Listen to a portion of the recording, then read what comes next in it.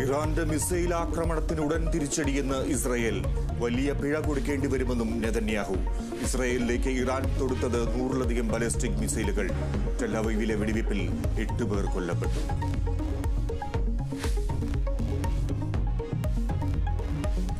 Iran ആക്രമണത്തെ Israel ഫലപ്രദമായി ചെറുത്തെന്ന് America. സഹായം വാഗ്ദാനം ചെയ്ത് പ്രസിഡന്റ് ജോ ബൈഡൻ. സ്ഥിതി വിലയിരുത്താൻ UN രക്ഷാസമിതി ഇന്ന് ചേരും. മധ്യസ്ഥതയ്ക്ക് തയ്യാറെന്ന് ഇന്ത്യ. ഗാന്ധി സ്മരണയിൽ രാജ്യം. മഹാത്മാഗാന്ധിയുടെ 185-ാം ജന്മദിനത്തിൽ രാജ്യത്തെങ്ങും വിപുലമായ ആഘോഷം.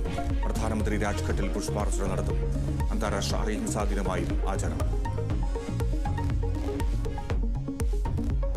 മുഖ്യമന്ത്രിയുടെ അഭിമുഖത്തിലെ PR ഏജൻസി ഇടപെടൽ കൂടുതൽ വിവാദങ്ങളിലേക്ക്.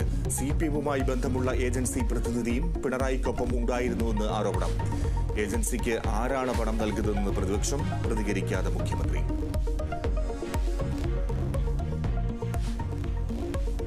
തിരുവനന്തപുരം പാറശാല ബ്ലോക്ക് പഞ്ചായത്തിൽ വ്യാപക അഴിമതി. ഭരണസമിതി സ്ഥാപിച്ച വോട്ടിംഗ് ബൂത്തുകൾ ഈടാക്കിയത് ഇരട്ടി തുകയെന്ന് യൂത്ത് കോൺഗ്രസ്. വിജിലൻസ് അന്വേഷണം വേണമെന്ന ആവശ്യം.